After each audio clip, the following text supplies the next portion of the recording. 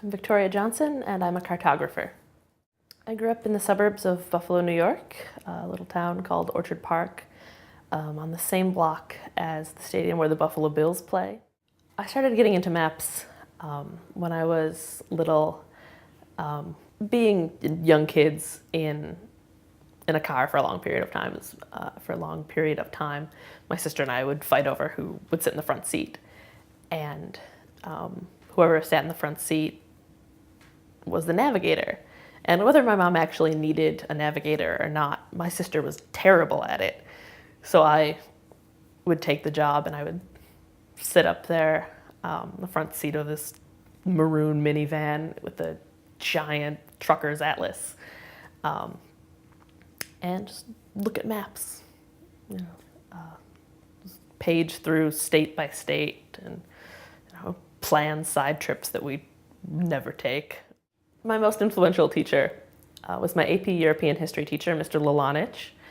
And aside from being a wonderful teacher and just a perfect model educator, he had us read as part of the course Jared Diamond's Guns, Germs, and Steel. Jared Diamond is a geographer, and that really comes through in the maps he includes in the text and how he explains things from both a physical and human geography point of view.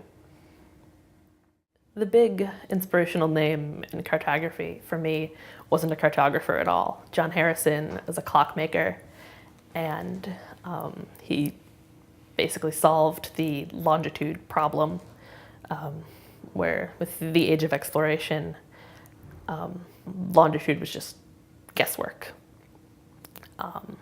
And by having an accurate clock, or two accurate clocks, one set to Greenwich time, you could tell, oh, the sun's at the highest point here, but it's only whatever in Greenwich. And some calculations based on that, you could tell roughly how far east or west you were. If I wasn't a cartographer, growing up, I really wanted to work in a toll booth. Once I got that out of my system, I entered college with the goal of an international affairs degree.